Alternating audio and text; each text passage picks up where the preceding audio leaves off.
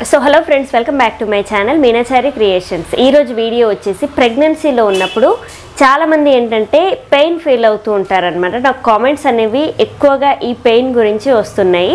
So ఎక్కువగా అయితే first month and second month ఈ టైంలో అంత పెయిన్ ఏమి అనిపించదు. థర్డ్ ట్రైమిస్టర్ ఉంటుంది చూసారా, అంటే ఎండింగ్లో 7, 8, 9 ఈ టైంలో మాత్రం ఎక్కువగా వెజినా పెయిన్ అనేది వస్తూ ఉంటుంది. అంటే ప్రైవేట్ పార్ట్ పెయిన్ అనమాట. బొడ్డు కింద నుంచి మొత్తం ఇలా లాగినట్టుగా పెయిన్ అనేది వస్తూ ఉంటుంది. సో ఈ పెయిన్ ఎందుకు వస్తూ ఉంటుంది అండ్ ఇది కంట్రోల్ అవ్వడానికి ఏమైనా టిప్స్ చెప్పండి అని చాలామంది నాకు కామెంట్స్ చేస్తూ ఉన్నారు. సో దీని గురించి ఈరోజు వీడియోలో మనం క్లియర్గా తెలుసుకుందాం. సో ఇంకా లేట్ చేయకుండా వీడియోలోకి అయితే వెళ్దాం. మనము ప్రెగ్నెన్సీలో ఉన్నప్పుడు ఏంటంటే ఫస్ట్ అండ్ సెకండ్ ట్రైమిస్టర్లో బేబీ డౌన్ పొజిషన్కి, అంటే హెడ్ డౌన్ పొజిషన్కి వచ్చినా కానీ అక్కడే ఫిక్స్ అవ్వదు.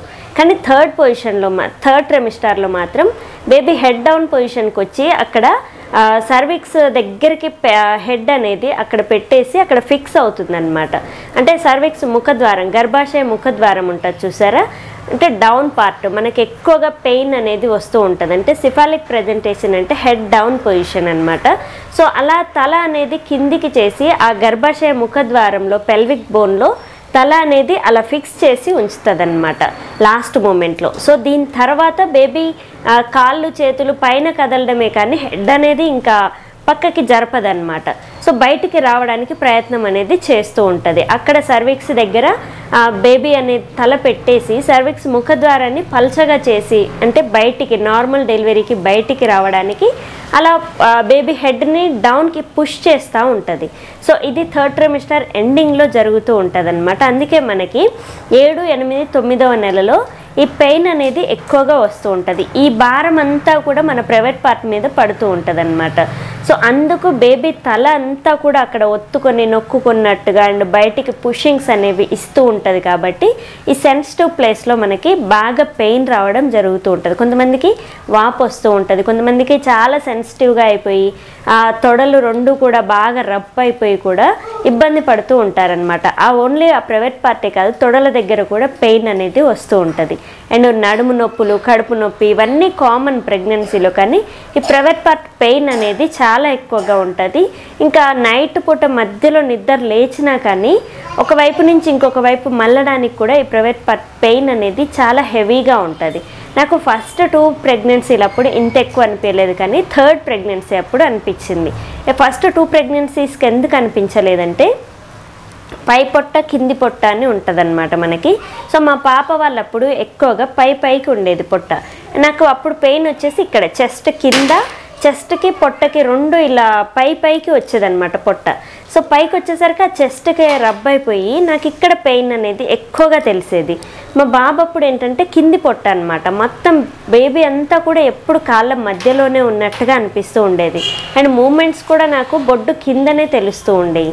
సో ఇలా కింది పొట్ట ఉన్న వాళ్ళకి ఎక్కువగా ఈ పెయిన్ అనేది వస్తూ ఉంటుంది. కొంతమందికి ఏమో పై పొట్ట ఉంటుంది. నాకు 2 ప్రెగ్నెన్సీస్ అప్పుడు పై పొట్టనే. థర్డ్ ప్రెగ్నెన్సీ టైంలో కిందికి జారినట్టుగా ఉండి స్టార్టింగ్ నుంచి కూడా కిందికే ఉండేది, పొట్ట కూడా ఎక్కువ కనిపించకపోయేది.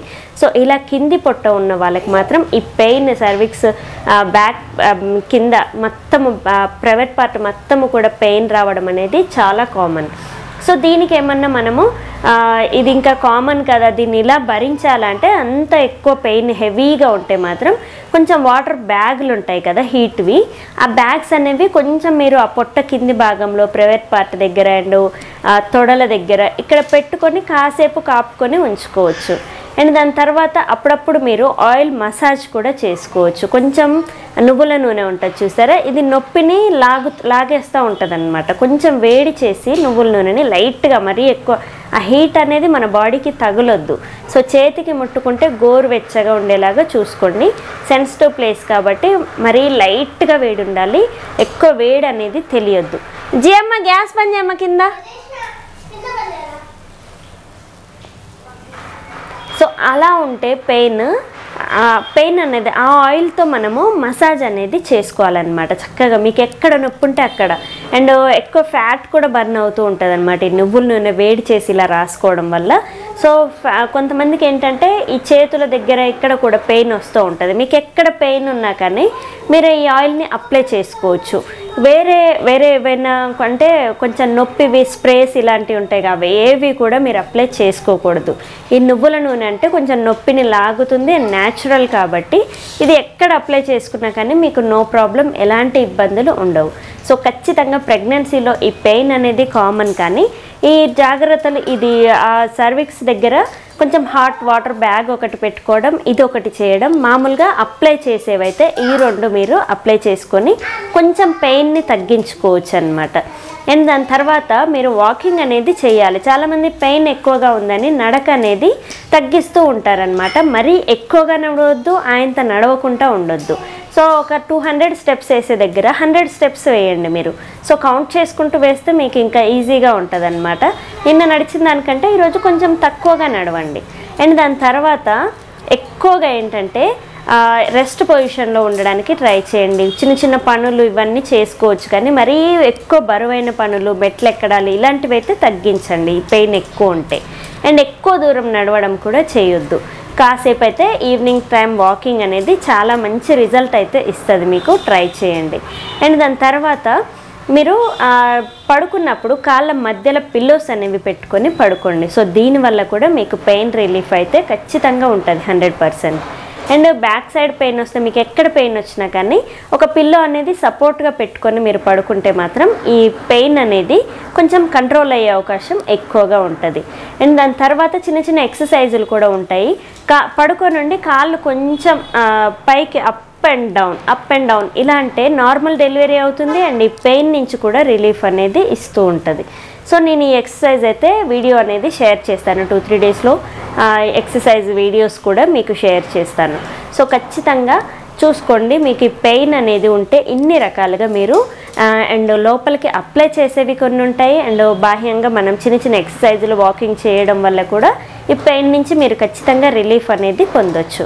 సో చూసారు కదా ఈరోజు వీడియోలో ప్రెగ్నెన్సీలో ఉన్నప్పుడు ఈ వెజినా పెయిన్ అనేది ఎందుకు వస్తూ ఉంటుంది, అండ్ దీన్ని కంట్రోల్ చేసుకోవడానికి ఎలాంటి టిప్స్ యూస్ చేయాలి, అండ్ ఎలా తగ్గించుకోవాలి అనే దాని గురించి ఈరోజు వీడియో. సో రేపటి వీడియోలో ఇంకొక మంచి టాపిక్తో మీ ముందుకు వస్తాను. Thank you. Please subscribe my channel Meenachari creations. Thank you.